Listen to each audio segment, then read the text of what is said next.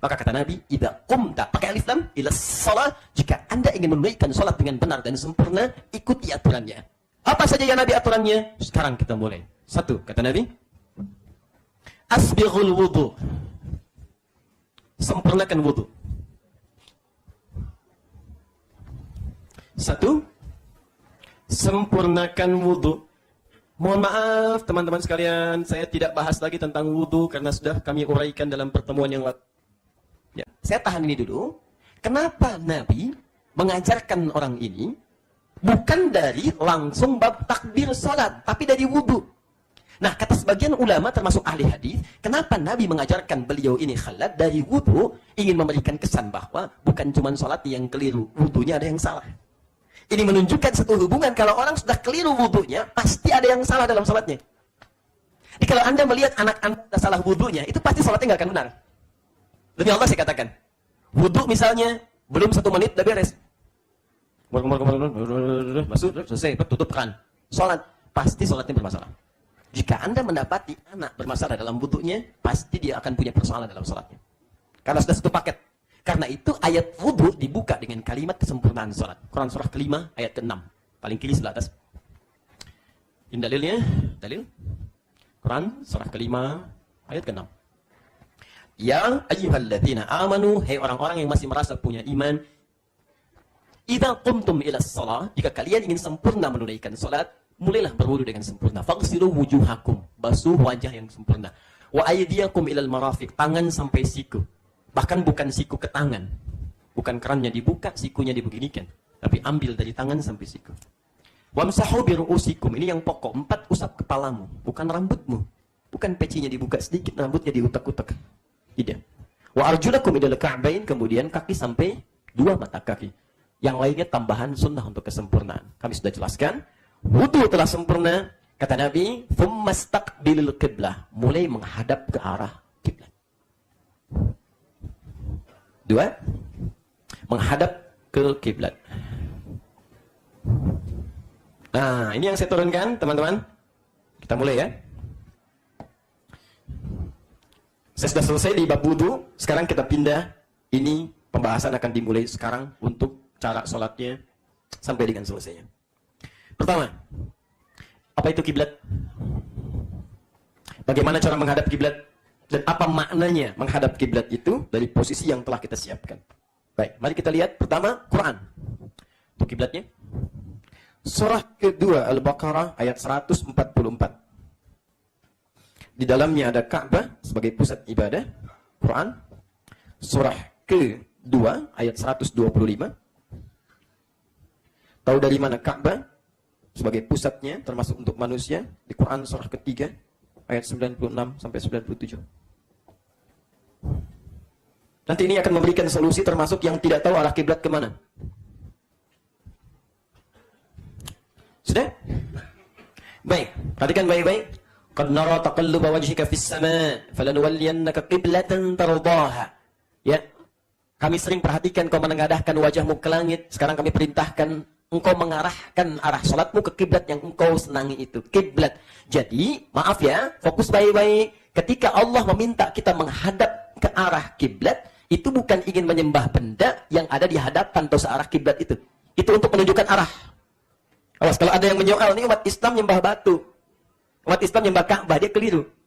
Ya, yang disembah itu bukan batunya. Apa buktinya? Buktinya, orang yang tidak ada di wilayah Ka'bah pun dia hanya menghadap ke arah saja.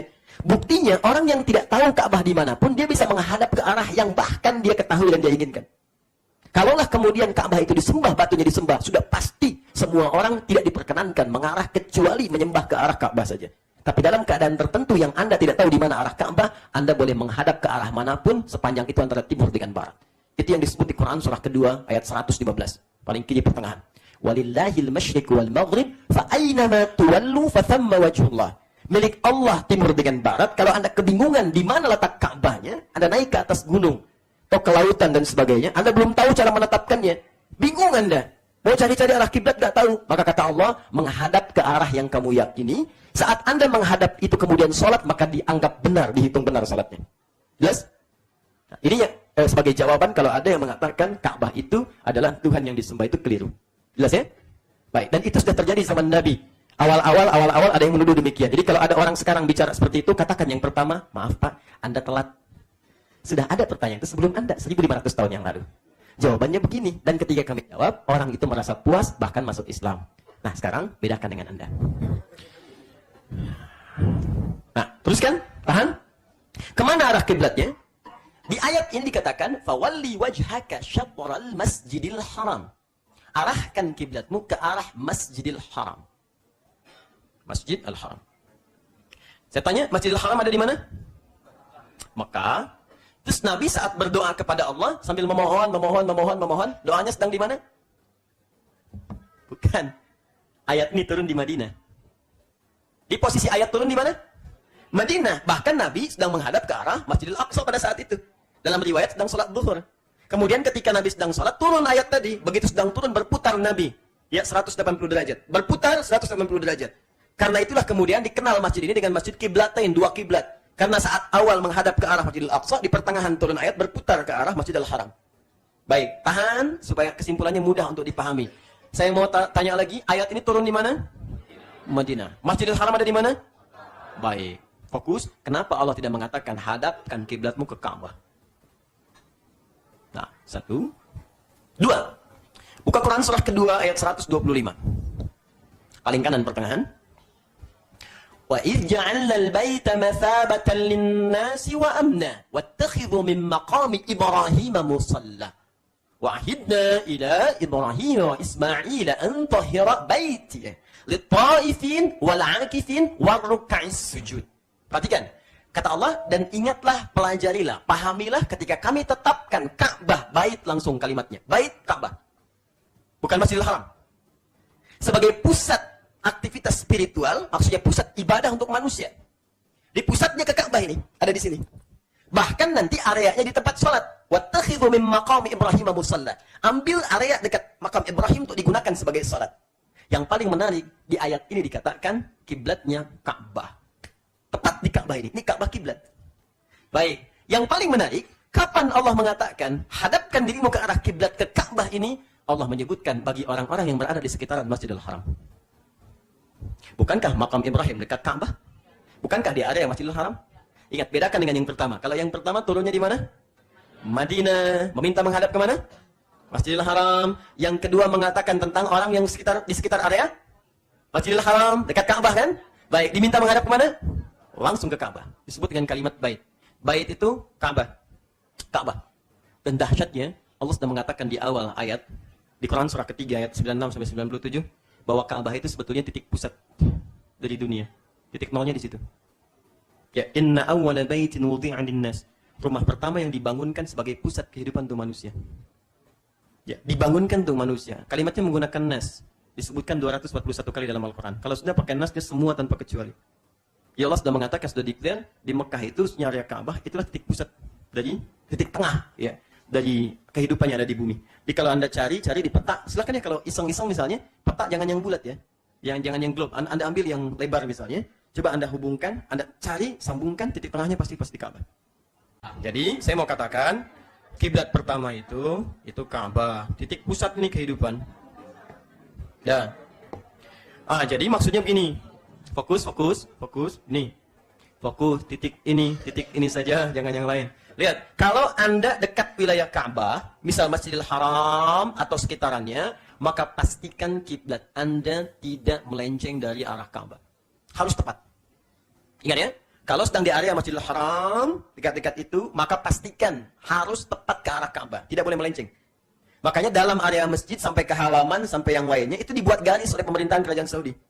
Dibikin garis tuh. Kalau Anda insya Allah haji atau umrah, kemudian melihat ke sana, saya berdoa pada Allah yang belum insya Allah disegerakan. Ya. Baik, nanti cukup dengan amin, nabung. Anda lihat nanti tuh, di alas itu ada garis-garis kiblat gini. Di Ka'bah. Nah, kenapa kemudian itu mesti ditekankan oleh Al-Quran? Karena ada nanti situasi, orang sudah datang ke Masjidil Haram, tapi salah kiblat. Anda bayangkan. Dan ini terjadi, Bu. Benar, saya katakan terjadi. Saya beri contoh gini, tidak sedikit ada orang-orang datang ke situ, kiblatnya keliru. Dia menghadap ke arah tempat lahirnya Nabi SAW.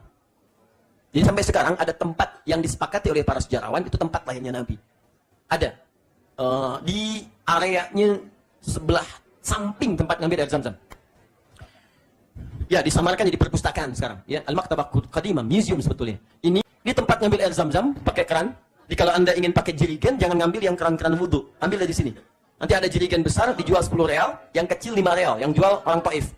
Di sini, sampingnya persis itu ada bangunan warna krem. Warna krem. Inilah tempat Nabi dilahirkan. Disebut dengan Maulid Nabi, tempat Nabi dilahirkan. Disamarkan jadi maktabah qadimah, perpustakaan, museum. Kenapa disamarkan? Karena banyak orang keliru ibadah ketika tahu itu tempat Nabi dilahirkan. Bayangkan teman-teman, ada yang sholat, Ka'bahnya di sini, ngadepnya ke sini. Sholat, ruku, sujud, dia yang lepas jubah, pakaian luar, gosok-gosok macam-macam. Karena itu pemerintahan Saudi kemudian memutuskan untuk menuliskan isyarat, bikin gambar di sini. Ada orang ruku, orang sujud, orang buka sorban, dilap, ditulis langsung keterangan. Jangan lakukan ini tidak benar. Kiblatnya bukan ke sini. Ya, dituliskan kemudian dengan bahasa Arab, bahasa Inggris, bahasa Urdu, dan bahasa Indonesia. Artinya, ada orang Indonesia yang salah. Kalau tidak mustahil ditulis dengan bahasa Indonesia. Jelas sampai sini?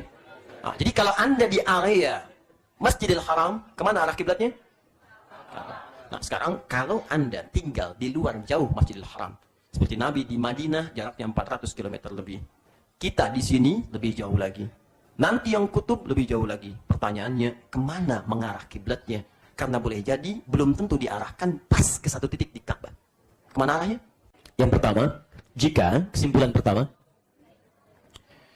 jika kita berada di area sekitaran Ka'bah, Masjid Al-Haram, maka pastikan kiblatnya itu mengarah ke arah Ka'bah. Baik. Jelas di sini? Jadi kalau teman-teman nanti insya Allah dikehendaki oleh Allah haji atau umrah, lihat betul garisnya itu. Garis itu pasti akan diarahkan menghadap ke arah Ka'bah. Ya, baik di pelataran bahkan sampai ke area-area terminal itu, terminal-terminal terdekat.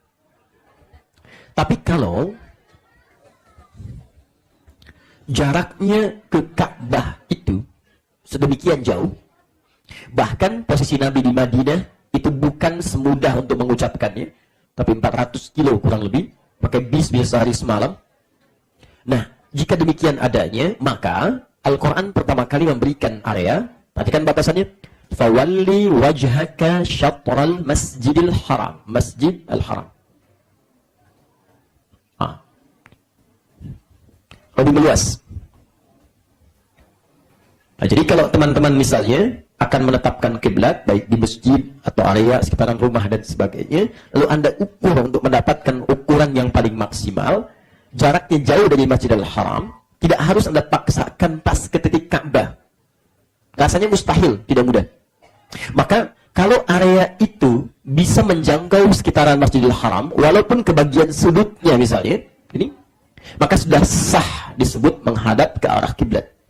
Karena ayat Quran langsung menyatakan demikian. Maaf, sebentar, jelas sampai di sini? Baik. Jika semakin jauh lagi, semakin jauh jaraknya kemudian menjadi satu titik yang bahkan kadang-kadang sulit difokuskan. Awas hati-hati.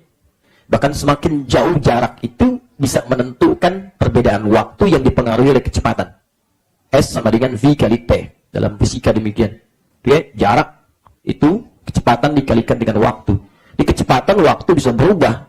Jika jaraknya semakin jauh, apalagi sebuah tempat titiknya akan semakin kecil. Kalian, kalau ini kemudian tidak bisa mengarah ke satu titik ke area Masjidil Haram, misalnya semakin kecilnya, maka diperluas areanya menjadi area Al-Haram. Karena itu saat Anda masuk Mekah itu kan ada hududul haram, batas-batas kota haram. Ada ya? Saat mulai masuk batas itu Anda mulai berdoa kan pada Allah Subhanahu wa taala.